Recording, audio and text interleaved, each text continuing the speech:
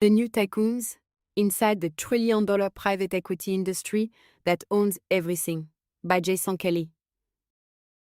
Have you ever strolled through a shopping mall, checked into a hotel, or even grabbed a burger without realizing that the same shadowy network of power brokers owns them all? Maybe you've stayed at a Hilton hotel, rented a car from Hertz, or picked up a new outfit from J.Crew. What if I told you that behind each of these brands lies a vast and secretive empire, controlled by a handful of firms most people have never even heard of? Welcome to the world of private equity, an industry that thrives on silence, secrecy, and staggering amounts of money. A world where a few powerful men move trillions of dollars around the globe with the flick of a pen, where companies are bought and sold like pieces on a chessboard, and where fortunes are built and shattered behind closed doors. It's a world that most of us have never seen, but its influence is everywhere, stretching from Wall Street's gleaming towers to Main Street's everyday businesses.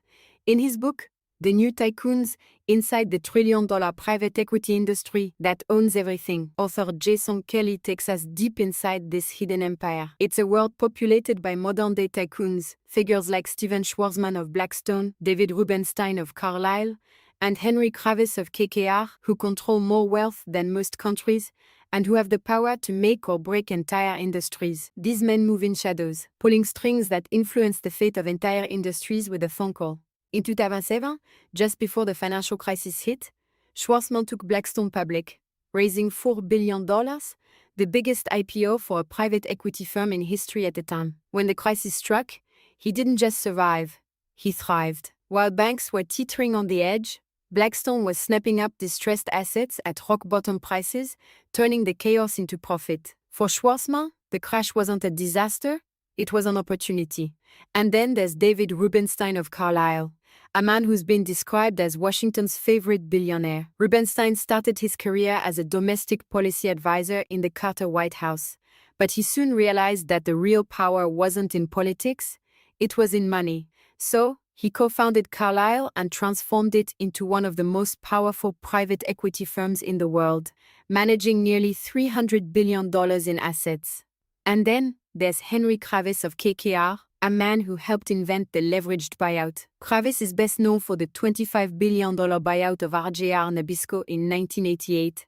For Kravis, it wasn't just about winning the deal, it was about dominating the game. And dominate he did. KKR now manages over $500 billion in assets, making it one of the most powerful private equity firms on the planet. But here's what's truly shocking. Despite their wealth, despite their influence, despite the billions they've extracted from companies and communities, most people have never heard their names. They don't have Twitter accounts. They don't do TED Talks. They prefer banquets and boardrooms to Instagram and TikTok. And that's by design. Because the less we know about them, the easier it is for them to keep doing what they're doing. Their empire is built on secrecy, on networks of offshore accounts and complex tax shelters that even regulators struggle to untangle. They use every trick in the book, dividend recaps, carried interest, management fees, to turn millions into billions while keeping the taxman at bay. But here's the catch. For most of us, this world is invisible. You won't see their names on the products you buy or the hotels you stay in. You won't hear them mentioned on the nightly news. They move quietly, preferring the shadows to the spotlight, and that's exactly how they like it. Imagine this: a conference room in Manhattan, 40 stories above Park Avenue. The kind of place with floor-to-ceiling windows overlooking the city, marble floors that echo with every step, and a silence so deep you can almost hear the money flowing. Here, billion-dollar deals are brokered over lunch, entire companies are bought and sold with a handshake, and decisions are made that will ripple across the global economy, affecting everything from the price of your coffee to the security of your retirement fund. These meetings are private for a reason. The fewer people who know, the fewer who can ask questions. And the fewer who ask questions, the easier it is to pull off deals that would make most of us, well, let's just say, uncomfortable. But how did these firms come to control so much? How did they build empires out of borrowed money and become the new rulers of the corporate world? It's a story that begins decades ago with a simple but ruthless strategy. Buy companies, load them with debt, cut costs to the bone, and sell them for a profit. Sounds straightforward, right? But in practice, It's a high-wire act, one that often leaves the companies they buy teetering on the edge of bankruptcy, while the private equity firms walk away with billions. And that's the dark genius of it all. The risks are someone else's problem. Private equity firms collectively manage nearly $3 trillion in assets, owning companies that touch every aspect of our lives. From Legoland and Hilton hotels to rental cars, from Hertz and even the sweater on Jason Kelly's back from J.Crew. It's all part of the empire. Firms like Blackstone, Carlyle, KKR, and Bain Capital aren't just investors, they're the new rulers of the corporate world. They don't just invest, they acquire, they dissect, they restructure, and if the profits are right, they discard. But how did we get here? To understand that, we need to talk about the fuel that powers this machine, other people's money. Here's a twist you probably didn't see coming. The money that fuels private equity's empire doesn't come from the billionaires themselves. No. It comes from us, from pension funds, university endowments, and sovereign wealth funds managing the retirements and futures of millions of ordinary people. Your teacher's pension, your city worker's retirement fund, the endowment that keeps your university running, all of them are tied to this empire, often without anyone even realizing it. Private equity firms promise these institutions something that's become incredibly rare in today's markets: outsized returns. In a world where interest rates barely scrape 1 or 2%, the allure of double-digit gains is impossible to resist. So they write the checks, billions at a time, and hand them over to private equity barons with one instruction: make it grow. In a nondescript office in Oregon, far from the skyscrapers of Wall Street, pension fund managers gather in modest conference rooms, flipping through thick binders, filled with financial projections and promises of outsized returns. They're not hedge fund kings or investment bankers. Most of them are civil servants, accountants, and finance majors who just want to make sure that when a retired teacher needs her pension, the money is there. They listen attentively as representatives from firms like Blackstone and KKR lay out the pitch charts showing returns of 20%, 30%, sometimes even 40% a year, a performance that makes the stock market look like a slow-motion train. It sounds too good to be true, and often it is.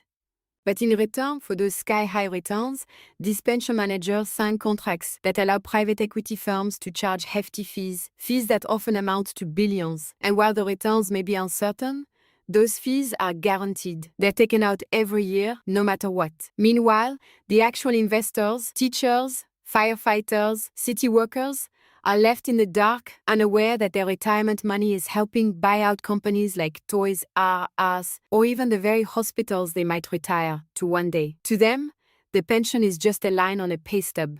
They have no idea that behind that line is a world of billion-dollar deals, high-stakes negotiations, and ruthless cost-cutting. And that's the genius of the system. The people funding private equity's empire never see the empire. They see retirement checks. They see college scholarships. They see the life they've worked for, never realizing that they're actually the ones bankrolling the billionaires. But money alone isn't enough. Private equity thrives on a technique that's as controversial as it is effective: leveraged buyouts. It works like this. Imagine you want to buy a house, but instead of using your own savings, you take out a massive loan, often 10 times what you could actually afford. You use the house itself as collateral, meaning if you can't pay back the loan, the house gets repossessed. Now imagine doing that, not with a house, but with entire companies. And if things go south? Well, that's not private equity's problem. That's the company's problem. This strategy has a certain dark brilliance. That's a leveraged buyout, the weapon of choice for private equity firms. It's a deceptively simple strategy: borrow big, buy cheap, cut deep, and sell fast. And the most twisted part? The debt that kills these companies isn't even used to help them grow. It's often used to pay dividends straight to the private equity owners. It's called a dividend recapitalization, a fancy way of saying, we borrowed money in your name so we could pay ourselves. They make money coming and going, through management fees, transaction fees, monitoring fees, and a little trick called carried interest that lets them pay taxes at a fraction of what ordinary people do. The result? An industry that's created a new class of tycoons, wealthier than kings, with more influence than many elected leaders. But here's the real question. How do they get away with it? The answer lies in the shadows, in a web of tax breaks, lobbying power, and a carefully crafted public image that presents private equity as a necessary force for economic growth. Private equity has spent millions lobbying lawmakers to keep their favorite loopholes open, like the carried interest loophole that allows billionaires to pay less in taxes than their secretaries. They fund research, donate to campaigns, and hire armies of PR experts to sell a different story, that they're job creators, that they rescue failing businesses, that they're good for the economy. They'll create dozens of entities, all with different names and addresses, to hold different parts of a business. Sometimes a single hospital might be split between 5 or 6 different share companies, each one registered in a different state, each one making it harder to see the whole picture. And then, there are the offshore accounts. By routing profits through tax havens like the Cayman Islands or Bermuda, private equity firms can often cut their tax bills to zero. It's one of the reasons why, despite managing trillions in assets, most private equity firms pay an effective tax rate of less than 15%, sometimes even less than 10%, all while American workers pay double or even triple that rate. It's a strategy that's perfectly legal and perfectly devastating for the rest of us. Because while these firms dodge taxes, the burden falls on everyone else: the nurses, the teachers, the firefighters who can't afford offshore tax shelters. Take the story of Toys R Us. Once an icon of American retail, it was bought in 2005 by a group of private equity firms. The buyout was funded with $5 billion in borrowed money that the company, not the investors, would be responsible for paying back. That debt became an anchor, dragging down profits, preventing innovation, and eventually pulling the company to the bottom of the ocean. When Toys R Us filed for bankruptcy in 2017, 33,000 workers were left without jobs, most with no warning and no severance. Meanwhile, the private equity owners walked away with $470 million in fees and dividends. The same playbook has been used again and again. Even healthcare providers and nursing homes aren't immune. Private equity buys them up, loads them with debt, cuts costs by reducing staff, and moves on, leaving patients with longer waits, fewer nurses, and lower quality care.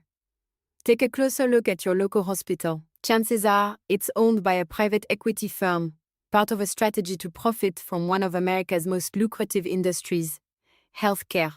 For the patients, that means skyrocketing costs and diminished care. For the nurses and doctors, it means lower wages and fewer resources. For the private equity owners, it means billions in profit, shifted quietly into offshore accounts and tax shelters in the Cayman Islands or Luxembourg. And it's not just hospitals. Private equity owns retail chains, real estate, energy companies, prisons, and even the technology firms that handle our most sensitive data. They own the companies that provide internet and cable, the ones that rent cars and apartments, and even the ones that build our military's weapons systems. They control the prices we pay at the store, the interest rates on our credit cards, and even the size of the retirement checks that millions depend on. In a way, we're all living in their world, we just don't know it.